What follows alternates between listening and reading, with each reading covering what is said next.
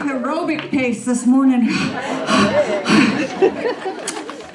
Good morning, everyone. I'm Reverend C.C. Coltrane. Welcome to Center for Spiritual Living, Greater Dayton. If this is your first time here, thanks for sharing your morning with us. We're happy to see you. And welcome to those of you joining us on Facebook Live. At Center for Spiritual Living, our mission is to be a community of love, supporting each one of us and all people in experiencing real transformation.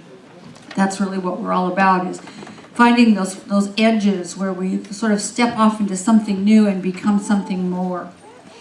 This morning, Marge Russell will offer our reading and invocation, and our vigil holder is Lana Mayhew, and Marge and Lenza Smith will offer our interfaith candle lighting, which is there to remind us that food for the journey comes from all kinds of places. We can find it in so many places. Today our kids are with Mark Fowler. So as they gather with Uncle Mark, as I think of him, he is kind of uncle-ish, isn't he? Let's just bless them on their way, knowing that these children are here to show us how bright we can shine, because they shine so brightly. So we give great thanks for them, and we bless all that they do today, knowing that each one of them is transforming, and as they transform, we are transformed. So I simply give great thanks for their presence and their beauty, and bless all that happens with them today. Thank you, God. And so it is. Thanks, kids. Have a wonderful day. We love you. Have fun.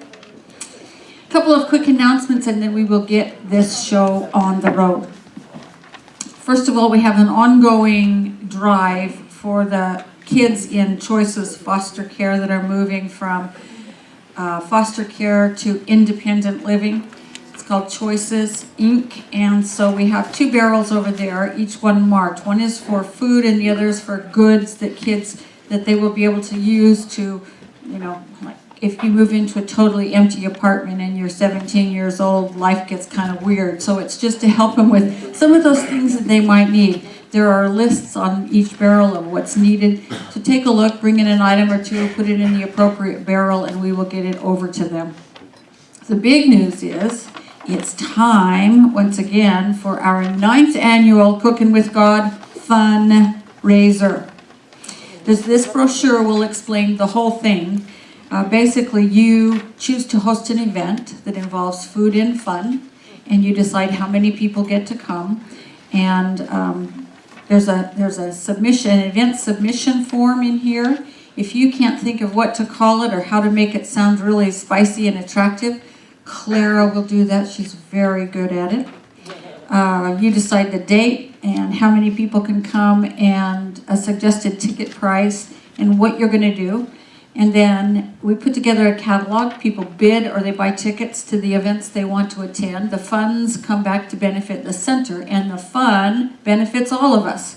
So think about that. If you need an extra form or 2 or 3 because you just can't have too many events to choose from and you want to host them all, you just let us know. We'll make sure you've got what you need. It's always just, the events are terrific. It's lots of fun to have people with you from your community doing some zany thing that you've dreamed up. And it's something that everybody has really enjoyed. So it's time for Cooking with God.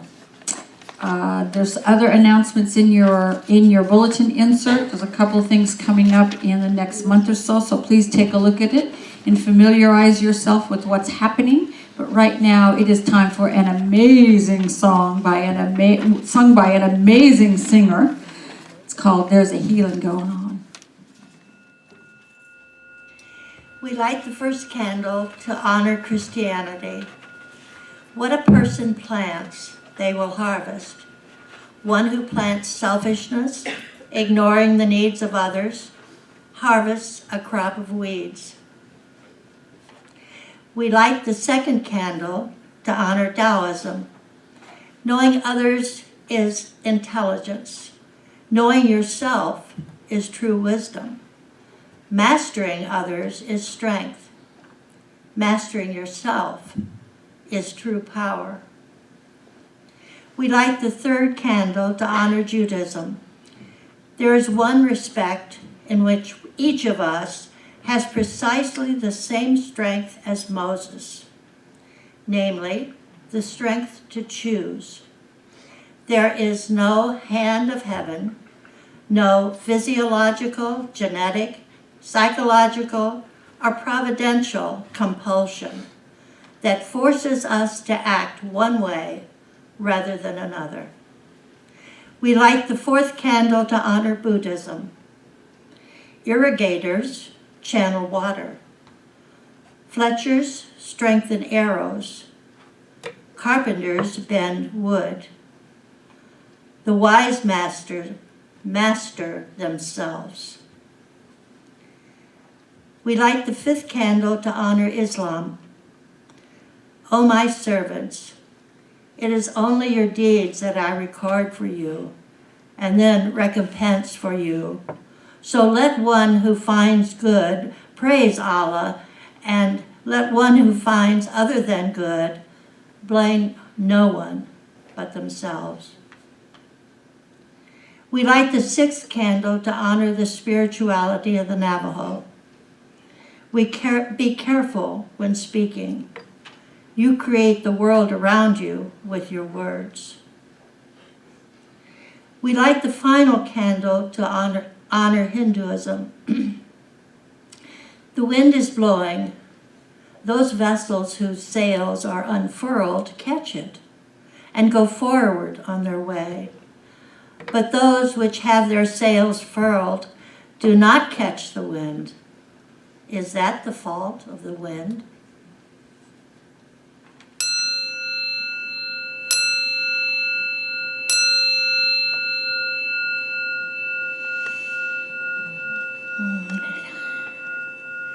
We have this morning some wisdom from the Dalai Lama.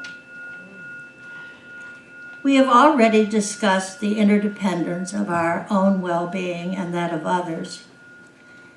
In addition, interdependence is a characteristic of the world which is apparent in many fields. There is interdependence even in the theories of the origin of the universe. Recognizing that so many aspects of our world are characterized by relations of mutual dependence can help us form a more realistic understanding of the world, an understanding that is more in keeping with the way things actually are. And let's take those words into our hearts and contemplate them for a time.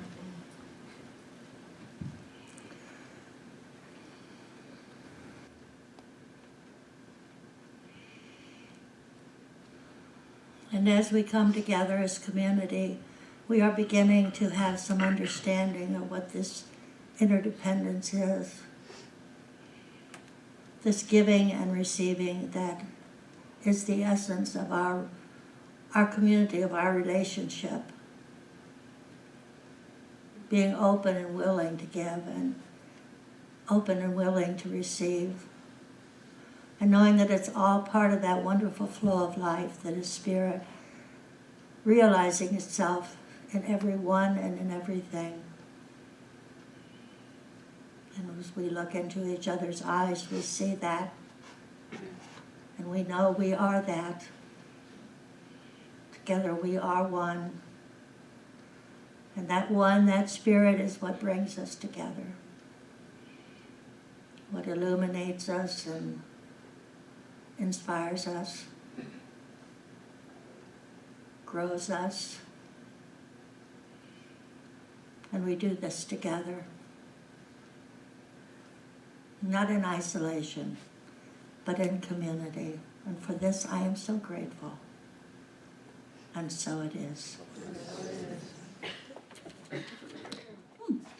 So yes, Marge brought it up and the reading brought it up, and we're going to continue to look at this idea of interdependence because our theme for February is oneness and how we live it, how we express it in our day-to-day lives. What does it look like to live in alignment with the spiritual principle of oneness? The answer we began to develop last week was that we always have to look for the greater good, that we have to look for the thing that's good for all of us rather than just for one or two of us. We have to look for the places where the common good and the individual good merge and go there rather than simply focusing on what we think is our good, our individual good. What's my good, and I'm going to go get it. So the book that was chosen by me, I will let that on, for this month is the Dalai Lama's book called Beyond Religion, Ethics for a Whole World. And in that book, he describes an ethical system that helps us move in the direction of living according to oneness. And he writes, the first principle is recognition of our shared humanity. We talked about that a couple of weeks ago. We all aspire to be happy and not to suffer. That's what everybody, all life wants, right? And he says the second is an understanding of interdependence as a key feature of human reality, including our biological reality as social animals. From these two principles, we can learn to appreciate the inextricable connection between our own well-being and that of others, and we can develop a genuine concern for others' welfare. So I want to begin with the whole universe. That's a good place to start, right? The whole universe is a system of interdependent interactions from the get-go, from the very beginning until now, including now.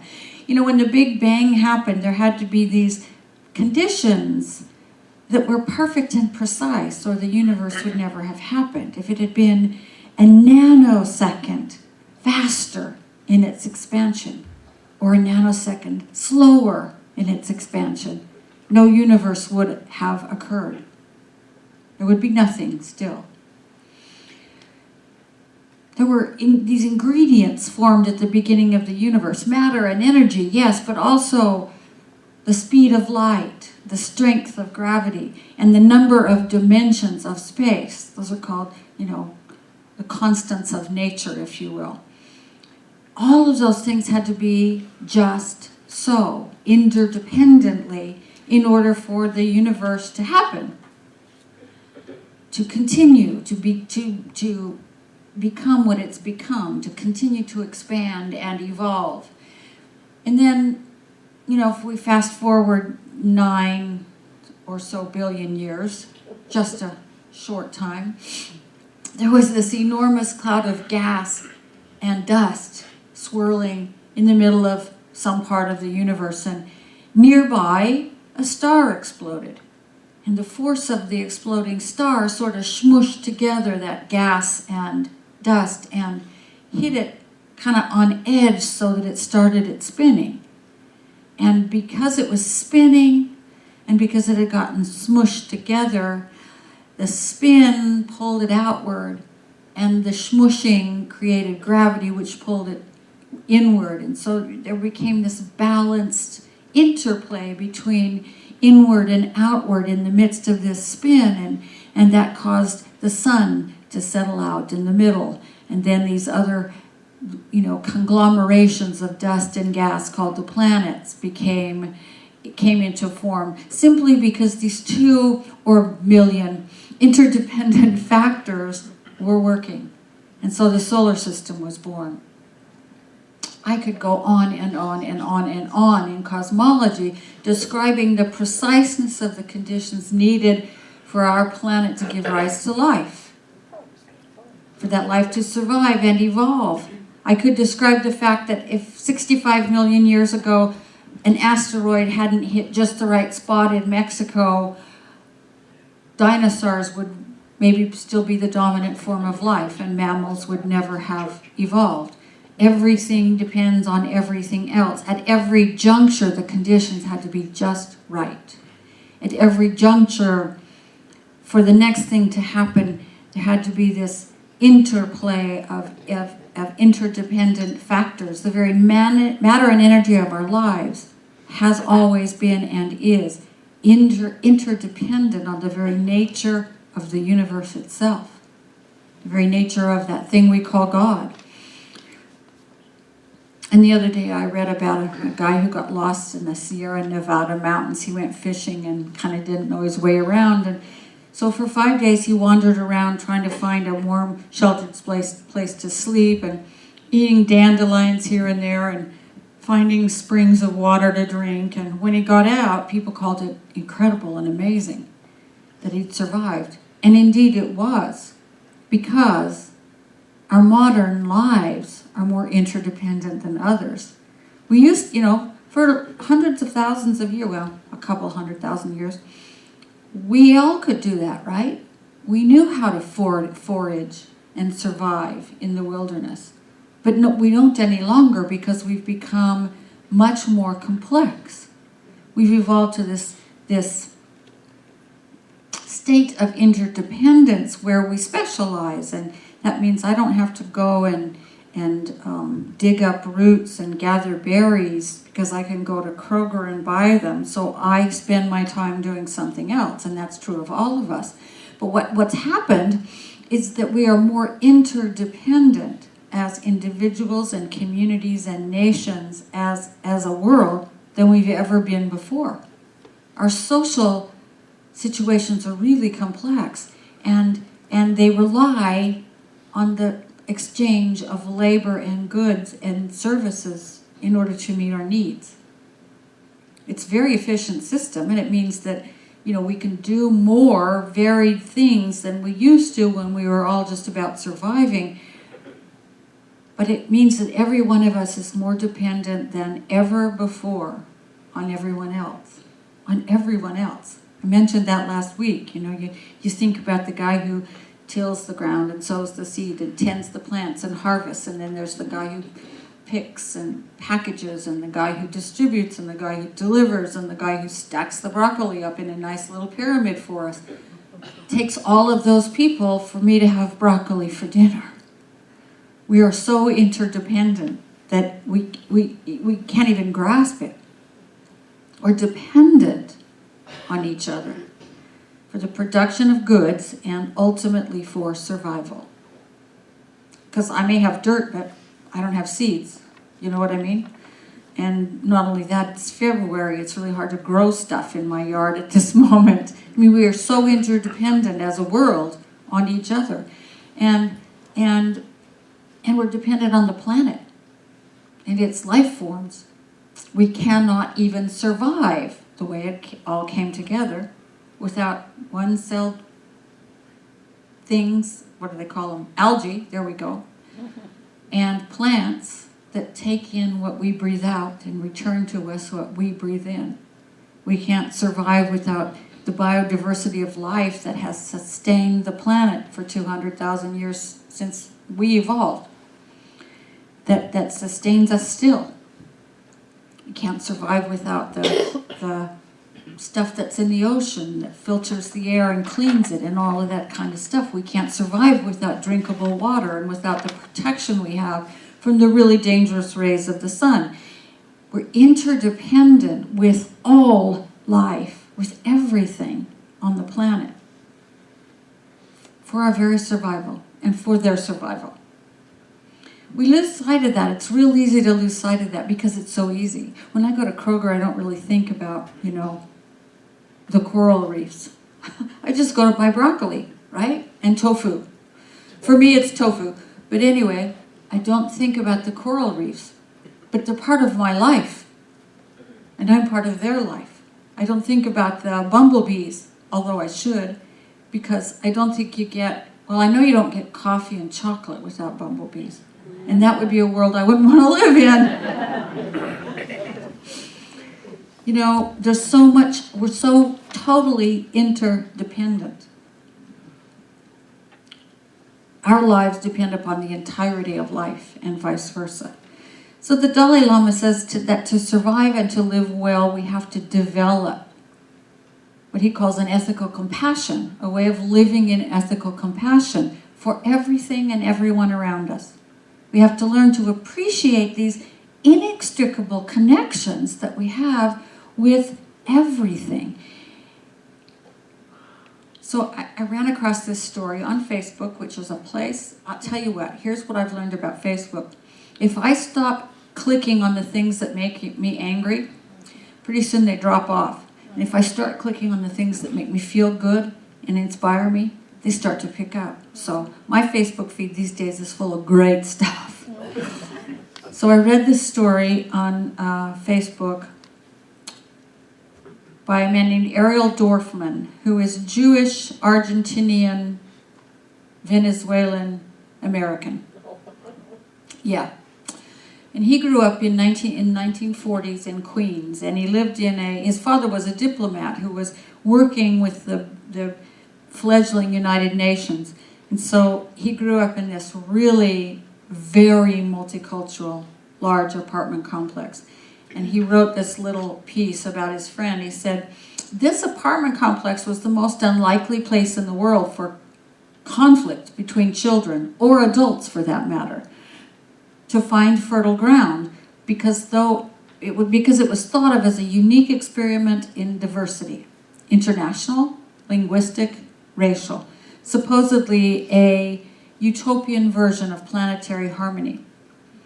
And he says, alas, it was not harmony I sought as I roamed the gardens and open spaces of Parkway Village, where confrontations had broken out between rival groups of the young sons of diplomats and staff, who were so fervently dedicated to amity among nations and cultures. But these were little boys, so the clashes started with an insult of some kind, soon escalating to fists and stones, and eventually sticks. The pugnacious kids were often recent immigrants to the States, perhaps eager to hold on to some form of nativist identity by bashing the heads of anyone who spoke strangely or looked different. And he describes them as Irish and Nordic on the one hand, and South American and Latin American on the other hand. And then there was this kid, Roy, who was from India. And only Roy attempted to stop the mayhem. He would often step between two combatants and say, don't hurt each other. Please don't hurt each other. An intervention that was met by mockery from both sides. We turned his last name, which was Bahana, into Banana. Roy was bananas, crazy for believing he could convince us to abandon the masculine pleasures of our antagonism. And yet it was Roy who finally managed precisely that, though not in the manner he would have foretold. One afternoon as I returned from school, ready to rally the troops for another round of United Nations at war, my distressed father told me that Roy had died that morning of a heart attack while he was having a dental operation.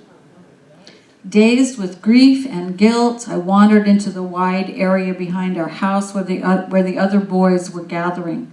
We all just stood there, quietly, with our heads towards the ground, our innocence shattered, our games of death revealed as shameful and offensive. From that day onward, our battles ceased. This was a way for the mourning child warriors to honor the memory of the departed peacemaker, keeping our small comrade alive, or at least his message of brotherhood.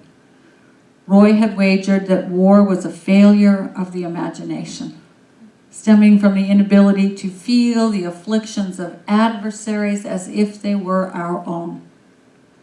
This fantastical possibility that an enemy could turn into a friend was made real for me a few months later, when Jens, the Danish ringleader of the rival gang, moved into the house next door to ours. We had soon become inseparable, the best of pals. Then he writes this paragraph that just grabbed me. He says, "We live in a world ravaged by incessant strife and the rise of extreme nationalism. It is true that many incarnations of my friend Roy intervene across the globe. Doctors in Syria and Yemen, mediators in Colombia and Afghanistan, citizens contesting rage in Israel and Palestine, peacekeepers in the Congo and Kosovo, women and men denouncing war crimes, prove that there is no lack of brave members of our species ready to stand against the machines of war.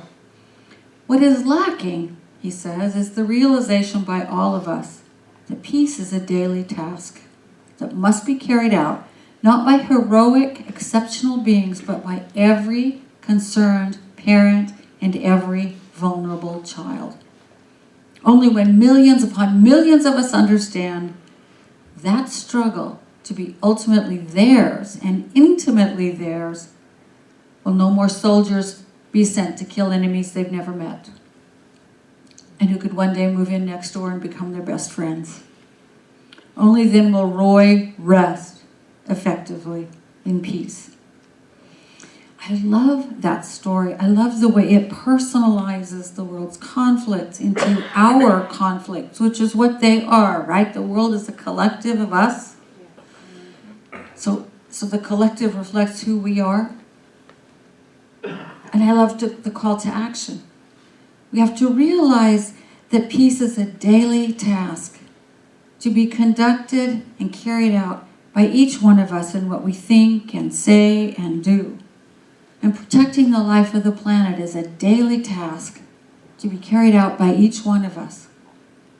Seeing to the needs of the children who are hungry is a daily task to be seen to by each one of us and carried out by each one of us.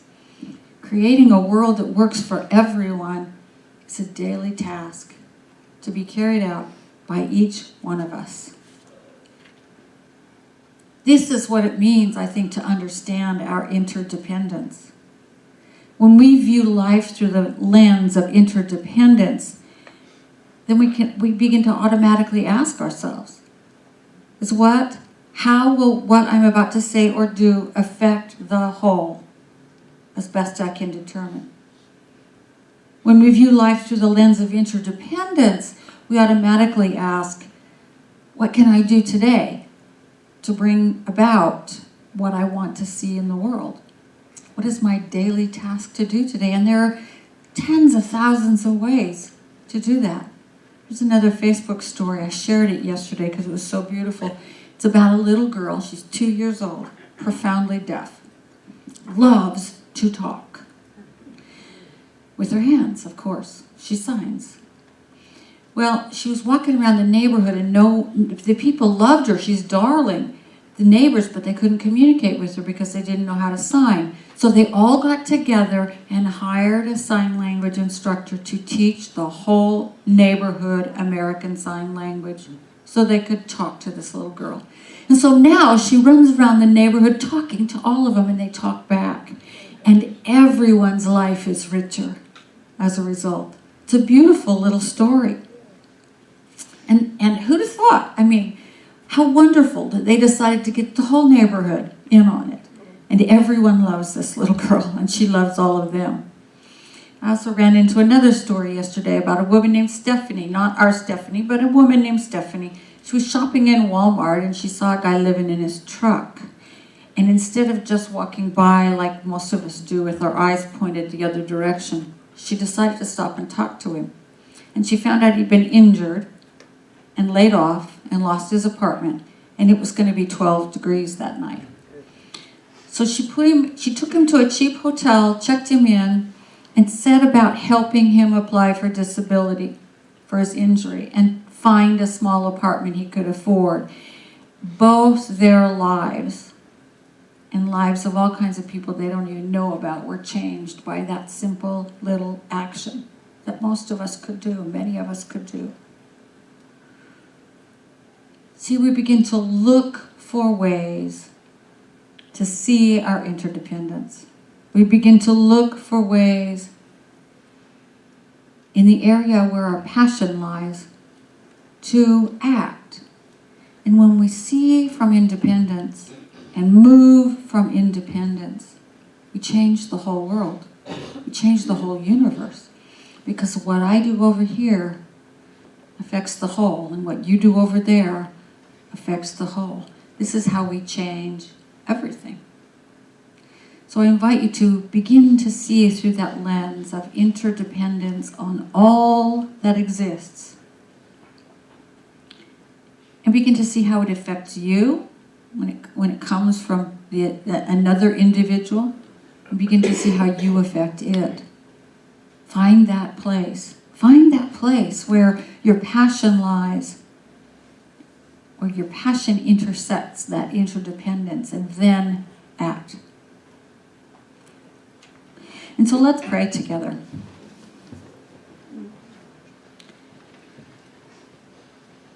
Let us just breathe together and remember that what we are breathing is the one. That there is only one, and what is breathing us is the one. That we are part of a seamless whole that fills the entire universe. Even that those spaces that appear to be empty are not.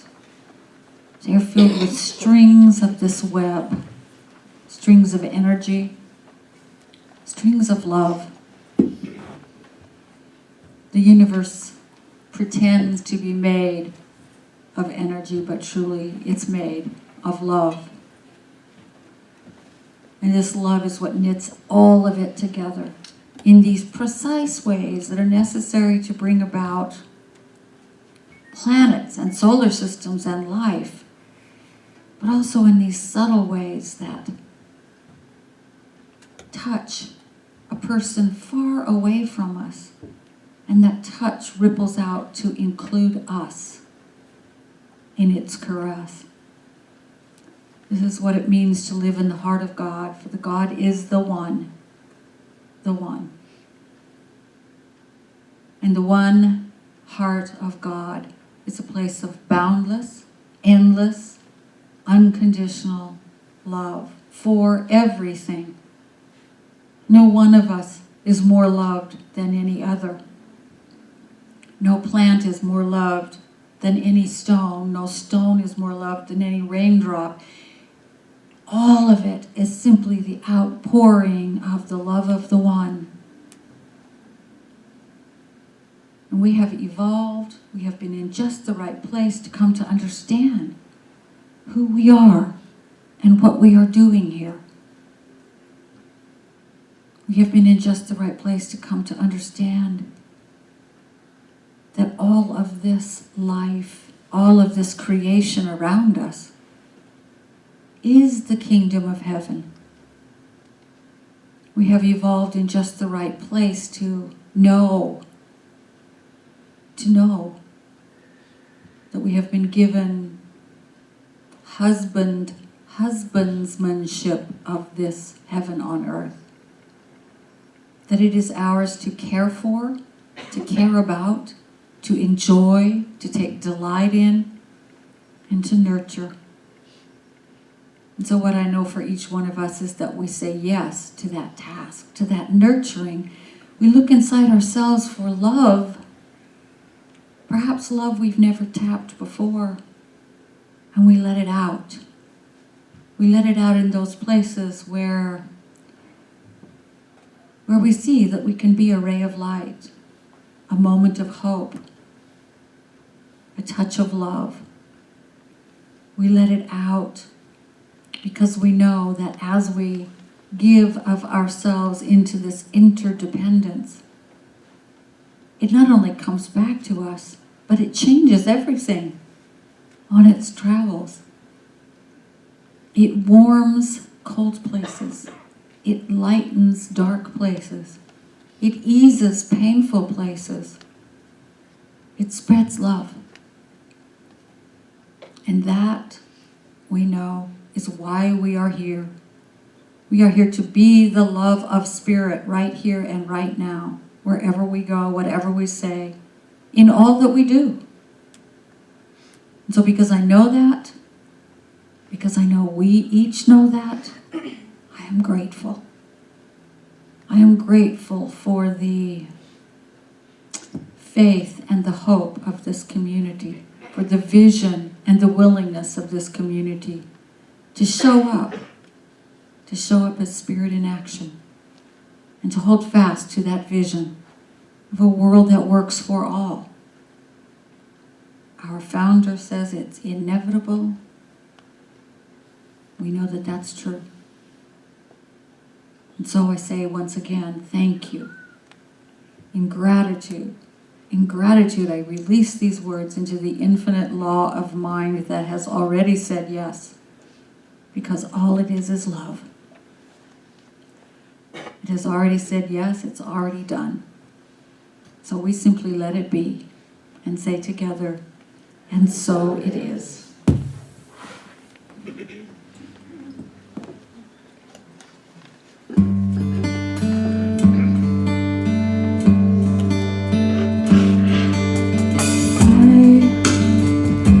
Just a thread, a simple thread in this glorious web of life. We are all just drops within a stream, flowing towards an ocean of light. We may forget where we come from.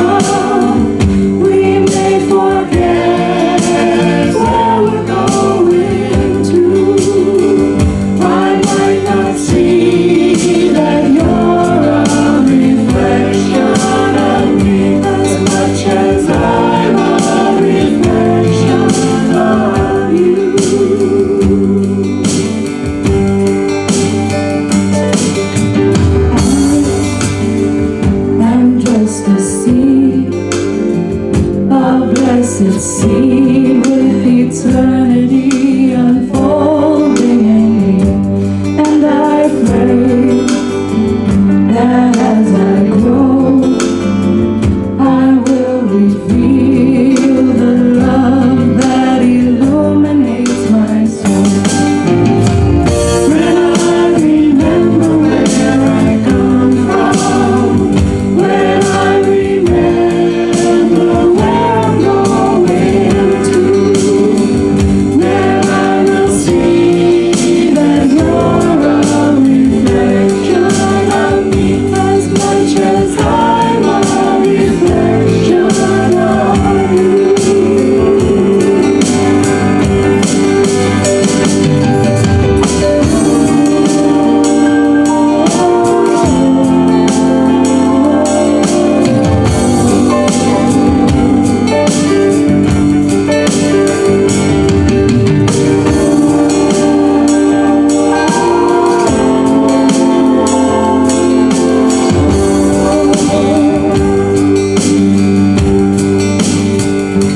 This is my simple prayer.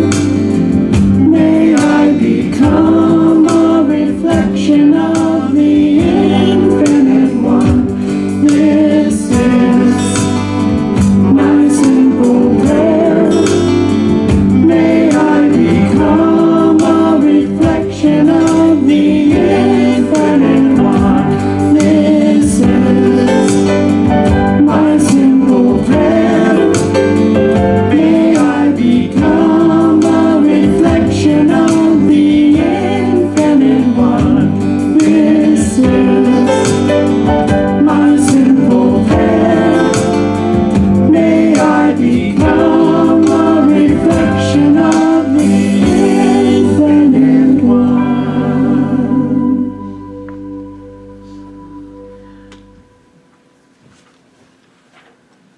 Our ushers will come. Oops. Our ushers will come forward, please. We now have an opportunity to give. You know, generosity is part of our nature. It's simply who we are, and it is also a demonstration of this interdependence, because as we give to others, we give to ourselves, and as we give, so do we receive, and it is your giving that makes this community possible. So let's affirm, I make this gift for myself. I make this gift for myself. I make this gift for everyone around me. I make this gift for everyone around me. We are community, We are community, and together we grow, and together we grow, and so it is. and so it is. You pick those big songs because you have a big voice, gosh. What a range. We have heard from way down there to way up there today, and it all sounds gorgeous. Good work. Thank you. So a couple of quick heads up, and then we will get on with our day. First of all, our practitioners are here to pray with you after service. So if there's something that you would like prayer support for, just see one of the people with the white or teal stoles on, and they will be happy to pray with you. It's their gift to you on Sundays with deep love. You can also put a written prayer request in the chest that's back by the door. The practitioners will pick that up and pray with you as well.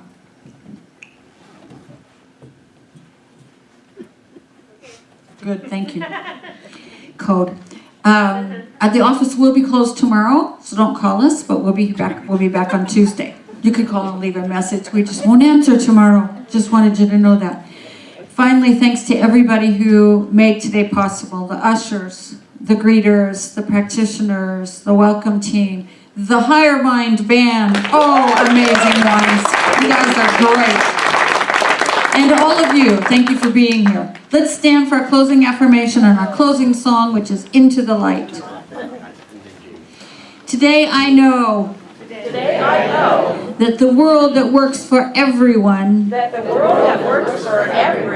is my daily task. I turn my heart and mind to that task with joy and faith and anticipation. And so it is.